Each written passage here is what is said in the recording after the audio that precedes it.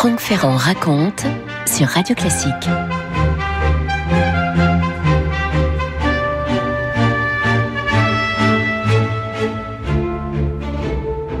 Et c'est dans l'atelier qu'il occupe au Louvre que je suis allé rendre visite à Monsieur Fragonard au début de 1805. Ce grand palais devenu musée sous la Révolution avait eu besoin d'un certain nombre de conservateurs et sur l'intervention du maître David, qui n'était pas ingrat, Monsieur Fragonard avait donc rejoint ce collège de conservateurs. Hélas, un décret de l'empereur réorganisant le muséum central en musée Napoléon a ordonné l'expulsion de tous les artistes et conservateurs logés au Louvre. Entre parenthèses, ce décret mettait fin à une tradition qui remontait à Louis XIV. Et quand je l'ai rencontré, Monsieur Fragonard, Fragot, comme l'appelle avec une pointe de déférence familière tous ceux qui se flattent de bien le connaître, Fragot, Monsieur Fragot, si je puis dire, était fort inquiet de devoir quitter ces lieux magnifiques pour déménager non loin de là, me direz-vous, dans les galeries du Palais Royal. Alors, à quoi ressemblait-il alors? Un petit monsieur de 73 ans, l'œil vif encore, dans un visage un petit peu parcheminé, rasé de frais, les cheveux ras, eux aussi, faisant seulement à son crâne carré comme une sorte d'auréole grisâtre. Le cou engoncé dans une imposante cravate comme ça se portait à cette époque des débuts de l'Empire, le corps replet ramassé dans une roquelaure de drap gris, autrement dit une sorte de houppelande. Ah, évidemment, on est loin à ce moment-là de la frimousse charmante du gamin échevelé de tel autoportrait de jeunesse. Le charmant Fragot, tout révolutionnaire qu'il ait pu être, avait conservé les usages de l'Ancien Régime. Et c'est avec beaucoup de grâce qu'il m'a fait asseoir et m'a proposé très aimablement un petit verre de vin doux de sa Provence natale. Comment n'aurais-je pas jeté un regard, et puis un autre, et puis encore un petit, à la quantité de toiles et de dessins qui étaient là, entassés plus ou moins pêle-mêle dans ce cabinet atelier en cours de déménagement, dans une sorte de désordre étudié qui aurait pu faire songer à un décor. Partout, des couleurs, des roses, des rubans et des froncements d'étoffes, des ombres profondes habitées d'ombres nimbées, et puis des roses encore, des roses toujours, des minois mutins, des faces angéliques, et puis des chairs soyeuses, nacrées, des chairs languides, chaudes et rondes, pleines et douces, des chairs immortelles. Ah, les carnations du maître. Et puis cette palette, et puis ces contrastes, et surtout, et d'abord même peut-être essentiellement, cette touche, cette patte de Fragonard. Le coup de pinceau vif, pelucheux, présent et fondu tout à la fois, et déposant sur le fond sombre de la toile un écheveau tellement vivant, tellement mouvementé de rubans, de peintures, de lacis de couleurs, tout en courbe, en volute, en bouillonnement presque textile. Je vous l'ai dit, Monsieur Fragot était plutôt inquiet de cet impérial décret d'expulsion du Louvre, et cependant, il a bien voulu évoquer avec moi plus d'un demi-siècle d'une carrière féconde, d'une carrière vive et colorée, presque autant que son art lui-même, et puis polissonne, bien sûr, et surtout, terriblement humaine. Franck Ferrand sur Radio Classique. Alors, petite révision sur Fragonard, si vous le voulez, avant d'aller plus loin. Jean Honoré était né dans le Midi, je vous l'ai dit, au soleil et au parfum de grâce, les roses déjà, vous voyez. Dans ces temps doux et prospères des premiers temps du règne allègre de Louis XV en 1732. Dans la famille d'un gantier. Vous savez quels liens unissent depuis le XVIe siècle les gantiers et les parfumeurs, puisqu'il fallait, au moment où l'on offrait des gants, ces gants étaient parfumés, et donc les deux professions avaient eu tendance à se joindre. Alors on ne sait pas exactement quelle mauvaise affaire a contraint le père de Jean Honoré, François Fragonard, à prendre un jour la route de Paris. On dit en tout cas que cette route, il l'a faite avec son fils à pied. Ils étaient ruinés, les Fragonard.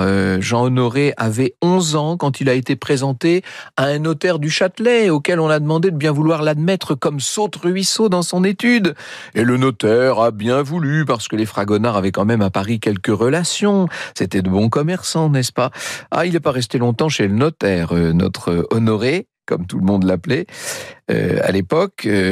Non, il a été très vite renvoyé. C'est son père qu'on a convoqué, et voilà, c'est en tout cas ce que nous dit André Castelot qui a imaginé le dialogue, voilà ce que le notaire aurait dit à François Fragonard. Voyez, monsieur, c'est votre fils qui a dessiné ces silhouettes en marge de mes actes notariés. Tenez, voilà une donation entre vifs ornée d'une dame qui fait galoper ses attraits. C'est fort galamment venu, je ne dis point le contraire, mais vous concevrez que ces fantaisies libertines ne peuvent être admises dans une étude notariale. Et puis, cela fournit des motifs de rêverie incompatibles avec le travail que j'exige de mes clercs. Tenez, voyez cette dame qui s'apprête à se mettre au lit au bas de cette expédition. Elle a fait rêver toute l'étude. Et une étude qui rêve, monsieur, c'est la fin du monde, non. Vous concevrez que je vous rende votre fils. Mais qu'est-ce qu'on va faire, se dit François Fragonard, qu'est-ce qu'on va bien pouvoir faire de ce barbouilleur? Alors, on cherche un atelier qui veuille bien de lui, et là, c'est là qu'on pourrait dire que les grâces et les fées se sont penchés sur le berceau de ce jeune peintre, puisque les deux professeurs qu'il va avoir successivement sont Chardin, s'il vous plaît, Chardin qui notamment lui apprendra à donner corps aux figures et gravité, et qui lui apprendra le sens de la matière, et puis Boucher, avec sa passion de rendre si désirable le corps féminin dans toutes ses postures, et là encore, on peut dire que la leçon sera bien apprise. En 1752, après 4 années d'apprentissage auprès du maître absolu de la peinture Rocaille, cette peinture à la fois brillante et aimable, flatteuse pour l'œil, et peut-être diront certains, et c'était le grand reproche de Diderot, un peu vide pour l'esprit, après ces 4 années dans l'atelier de Boucher, voilà que Jean-Honoré Fragonard décroche le Grand Prix de Rome. Ah oui, il est très doué, mais il a la peinture dans les veines, en quelque sorte. Et il va intégrer l'école royale des élèves protégés. Il va travailler encore, il va se perfectionner, il va se mettre à même de profiter le mieux possible de la leçon des grands anciens. Et ce n'est qu'en 1756, après 3 ans et demi donc de ce perfectionnement, qu'il part pour l'Italie, faire son grand tour et exercer son œil et son savoir-faire au contact des plus grands maîtres. Il y restera jusqu'à l'été 1761 et va demeurer essentiellement à l'époque à l'Académie de France, à Rome, chez Monsieur Natoire, à l'exception d'une excursion à Tivoli et d'un séjour à Naples juste à la fin, sur le départ, au printemps 1761. Il sera, au moment de ce départ, en compagnie du meilleur des conseillers esthétiques, puisqu'il voyage avec l'abbé de Saint-Nom. Avant son départ, Monsieur Boucher lui avait glissé un conseil à propos de Michel-Ange et de Léonard et de Raphaël, dont il allait devoir se gorger le regard. « Si tu prends ces gens-là au sérieux, t'es foutu », lui avait dit Boucher, et c'est sans doute la vraie leçon qu'aura retenue Fragot. Natoire devine néanmoins chez son élève le génie affleurant, je cite Natoire, donc qui dirigeait l'Académie de France à l'époque. Il n'y a point à appréhender que le sieur Fragonard refroidisse le feu qu'il possède naturellement pour son talent.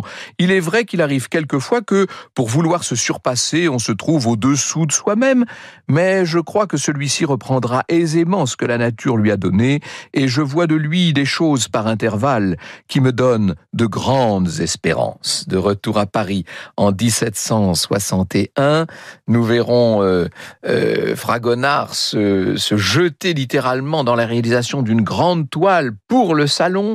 Ce sera le grand prêtre Corésus se sacrifiant pour sauver Callirhoé, tableau qui va obtenir un succès tellement vif que le roi Louis XV lui-même va l'acquérir pour quelques 2400 livres, s'il vous plaît, et en ordonner la copie par les ateliers des Gobelins. On va donc en faire une grande tapisserie. La vérité, c'est que une carrière toute tracée s'ouvrait devant le jeune Fragot, mais lui était plus intéressé par les petites choses, par les pochades, par les portraits de jeunes femmes aguichantes, dont les sœurs Colombes, dont Rosalie Duthé, une des plus belles filles du Paris de l'époque, et dont on disait que l'opulente chevelure blonde pouvait servir de vêtement dans l'intimité. Ces amours vont faire glisser Honoré vers des peintures un peu plus frivoles. Voilà ce que dira Diderot d'ailleurs. Monsieur Fragonard, ce jeune artiste qui avait donné il y a 4 ans les plus grandes espérances dans le genre de l'histoire et dont les talents s'étaient peu développés au salon dernier, ne figure plus d'aucune façon à celui-ci. On prétend que l'appât du gain l'a détourné de la belle carrière où il était entré et qu'au lieu de travailler pour la gloire et pour la postérité, il se contente de briller aujourd'hui dans les boudoirs et dans les garde-robes. Eh oui, notre Fragot est en train de verser dans la peinture libertine. Vous écoutez Radio Classique. L'escarpolette, c'est bien sûr la grande toile qui va rendre Fragot célèbre. Et comment ? Eh bien, dans son atelier en plein déménagement, lui-même l'a raconté, c'est un de mes amis, dit-il, le peintre doyen qui est venu me voir un jour en me disant « Je t'apporte une affaire ». Alors, Fragonard lui dit « Mais quelle affaire et pourquoi ?»« Oh, s'il s'agit d'une commande, je t'explique un peu. Un homme de la cour m'a envoyé chercher pour me commander un tableau dans le genre de ce que je venais de faire, Sainte Geneviève des Ardents. Autant dire un tableau de piété, bien sûr. Ce seigneur était à sa petite maison avec sa maîtresse. La petite maison, vous voyez, c'était les espèces de lieux où on se retrouvait pour vivre une vie assez débauchée. N'oubliez pas qu'on est dans l'époque des liaisons dangereuses, dans cette fin du règne de Louis XV où tout est permis. Bref, ce seigneur était là lorsque je me présentais à lui pour savoir ce qu'il me voulait. Il m'accable de politesse et d'éloges et finit par m'avouer qu'il se mourait d'envie d'avoir de ma façon le tableau dont il allait me tracer l'idée. Et voilà ce que dit donc le commanditaire. « Je désirerais que vous peignissiez madame sur une escarpolette. Vous me placerez de façon, moi, à ce que je sois à portée de voir les jambes de cette belle enfant. » Le peintre doyen est bien embêté, vous imaginez comment accepter une telle commande alors qu'on commence soi-même la carrière d'un peintre religieux, et il s'est dit « Je vais proposer ça à mon copain Fragot, qui lui, bien sûr, accepte la commande et va exécuter cette fameuse escarpolette, qui sera peut-être un des tableaux les plus célèbres de tout le XVIIIe siècle, et qui fait évidemment de Fragonard très vite une référence dans le genre de la galanterie, dis-je en regardant un très joli portrait qu'il y avait là dans l'atelier de la célèbre Guimard, la jolie danseuse, si piquante, si ensorcelante. C'est Bachaumont qui disait de la Guimard, elle est d'une légèreté digne de Terpsichore. Il ne lui manque que des grâces plus arrondies dans certaines parties de son rôle, précisait bien Bachaumont. Évidemment. Elle vivait à l'époque elle était entretenue par un évêque, mais oui, ça ne s'invente pas, monsieur de Tarente, qui était quand même l'homme de la feuille des bénéfices. Vous savez, c'est un des personnages très importants de l'Église de France qui répartit les bénéfices. Il tenait la feuille, comme on dit, ce qui d'ailleurs avait permis à Sophie Arnoux, qui n'en manquait pas une, de dire: comment se fait-il que cette chenille de Guimard n'engraisse pas davantage, elle qui vit sur une si bonne feuille? Bref, je ferme cette parenthèse. Mademoiselle Guimard avait, disait-on, la plus belle gorge du monde, et elle va rendre fou amoureux, Fragonard, qui devient son amant de cœur. Vous savez, elle avait l'amant honoraire, c'était le maréchal prince de Soubise, ancienne amie de Madame de Pompadour, et qui avait pris la place de l'évêque de Tarente. Et puis, il y avait l'amant utile, celui qui finançait tout, monsieur de Laborde, s'il vous plaît. Et puis, l'amant de cœur, eh bien, c'était notre petit Fragot qui va peindre la Guimard dans toutes les postures. Elle était, nous dit Madame Vigée-Lebrun, comme un oiseau évitant le zéphyr. Sa danse n'était qu'une esquisse. Elle ne faisait que des petits pas, mais avec des mouvements si gracieux que le public la préférait à toute autre danseuse. Elle était petite, mince, très bien faite, et quoique laide, elle avait des traits si fins qu'à l'âge de 45 ans, elle semblait sur la scène n'en avoir pas plus de 15. Vous remarquerez la petite touche de jalousie perfide et bien féminine de Madame Vigée-Lebrun.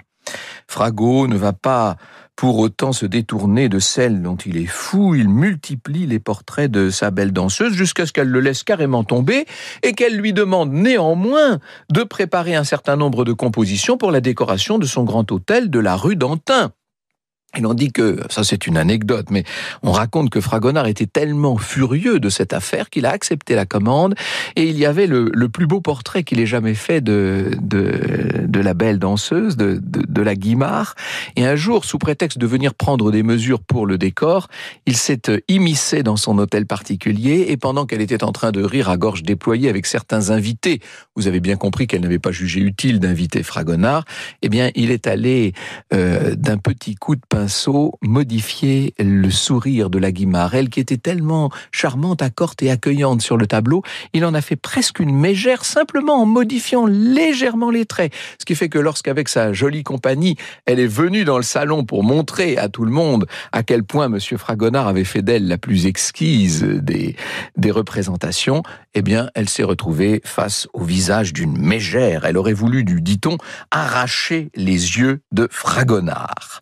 Fragonard qui néanmoins va peindre encore la Guimard sur les grandes compositions qu'il réalise pour le château de Madame du Barry à Louvciennes.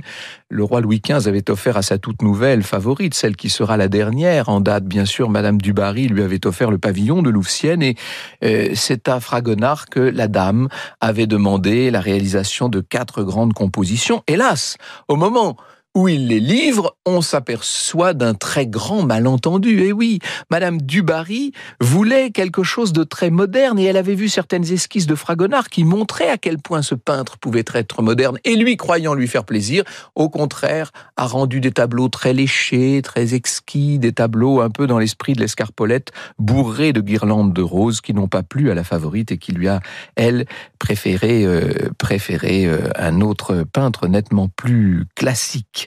Fragonard, je devrais vous parler quand même de son épouse, Marianne Gérard, qui venait de sa ville natale de Grasse, qui n'était pas très belle non plus, mais dont il va tomber éperdument amoureux. Et puis, elle fera venir, elle aussi, sa propre sœur, Marguerite Gérard, dont le peintre tombera amoureux. Mais alors là, Marguerite ne veut même pas en entendre parler. « Je compare l'amour à une rose printanière dont la couleur éblouissante séduit, lui dit-elle. Son parfum pénètre tous les sens. On l'accueille non sans blessure, elle se fane, elle n'est plus, je compare l'amitié à la modeste violette dont le maintien tranquille n'attire point les regards. On ne la découvre que par son parfum, on l'accueille sans crainte, elle est sans épines et par conséquent, elle est sans danger. Et oui, elle a su tenir son beau-frère à l'écart. Cette visiteuse qui va devenir en même temps, Marguerite Gérard, l'élève préféré de Fragonard. J'aurais tant de choses à vous raconter sur le personnage dont la gaieté paraissait irréfragable. Un jour qu'ils avaient tout perdu avec sa femme, on est là au tout début de la Révolution. Madame Fragonard dit à son mari, mais enfin, que se passe-t-il? Tu es en train de danser, tu es devenu fou, nous avons tout perdu. Non, non, dit-il, non. Je me dis que nous aurions pu perdre davantage encore. Franck Ferrand sur Radio Classique. Alors je ne vais pas m'attarder là maintenant sur le financier Bergeret qui va emmener Fragot et son épouse en Italie en 1773, ni sur son fils Alexandre Évariste qui lui-même tâtera de la palette et deviendra un artiste réputé. En 1780 d'ailleurs, Alexandre Évariste verra mourir sa grande sœur. Il n'a que 8 ans à ce moment-là et Rosalie meurt à Cassan près de Paris, justement chez Monsieur Bergeret. Pendant la Révolution, les Fragonard iront cacher leur deuil à Grasse quelque temps avant de parcourir l'Europe centrale et puis le maître reviendra glorieusement à Paris au Louvre sous les instances de son élève et ami devenu la gloire des arts républicains, Jacques-Louis David. On aurait pu penser que l'âge, le deuil, la crise politique et sociale amèneraient Fragot à délaisser son genre frivole, pour ne pas dire érotique, pour se rapprocher des thèmes héroïques de sa prime jeunesse. Non, non, pas du tout. C'eût été mal le connaître. L'illustrateur coquin des contes parfois graveleux de Monsieur de La Fontaine, le collaborateur et ami de Pierre-Antoine Baudouin, maître de la peinture légère et dont il avait partagé l'atelier avant de le reprendre, tout cela ne devait jamais quitter ce maître qui ne se départirait jamais de son petit nuage de soufre gracieux, de polissonnerie charmante, de tout ce qui aura, somme toute, baigné son œuvre dans une forme d'érotisme toujours. Pensez bien sûr au délicat baiser qu'on a pu voir à l'exposition du Luxembourg, là, il y a quelques années, ou bien la feinte résistance, et bien sûr le verrou du musée du Louvre, verrou d'ailleurs où, me semble-t-il, le style de Fragonard apparaît peut-être le moins. Je voudrais, avant de quitter l'atelier du maître, citer le grand historien d'art Albert Châtelet, qui nous disait, dans les années, vous savez, à l'époque, on faisait ces grandes sommes d'histoire de l'art, dans les années 60, j'adorais ces livres magnifiques. Albert Châtelet disait: vie simple et discrète, sans ambition apparente, vie d'un artiste épris de son art et que le soutien de quelques amateurs suffit à contenter. S'il paraît œuvrer en artisan, Fragonard n'en demeure pas moins singulièrement isolé dans son temps, exception faite du petit groupe de peinture qu'on peut réunir autour des fontaines d'amour. Aucune œuvre ne se rattache nettement aux soucis de sa génération. Sa liberté de facture n'a d'égal chez aucun de ses contemporains, sinon dans leurs esquisses réputées telles. Et pourtant, il est un fils du XVIIIe siècle. Le tourbillon de ses œuvres est comme l'épanouissement du rococo. Ses peintures légères développent dans une sensualité poétique l'érotisme du temps. Sa poésie galante répond à celle de Watteau, mais il n'y a chez lui aucun regret mélancolique, aucune subtilité intellectuelle non plus. Il accepte la vie, il la parcourt avec une joie sans cesse renouvelée. Au déclin de la royauté, conclut Albert Châtelet, ce n'est pas un peintre officiel qui évoque une dernière fois tout ce que cette société brillante aura aimé. Non, c'est Fragonard. Franck Ferrand sur Radio Classique. Monsieur Fragonard qui mourra à la terrasse de Véry, alors qu'il vient juste d'emménager dans ses galeries du Palais Royal. Il meurt le 21 août 1806 pour avoir peut-être trop mangé d'une glace, d'une crème glacée. Jean-Honoré Fragonard a été frappé de congestion ce 22 août 1806. Je cite son acte de décès. Acte de décès de monsieur Jean-Honoré Fragonard, peintre de la ci-devant Académie, âgé de 74 ans 9 mois, né à Grasse, département du Var, décédé aujourd'hui à 5h du matin, palais du Tribunat, maison de Véry, restaurateur, division de la Butte des Moulins, époux de Madame Marie Gérard. Vous écoutez Radio Classique.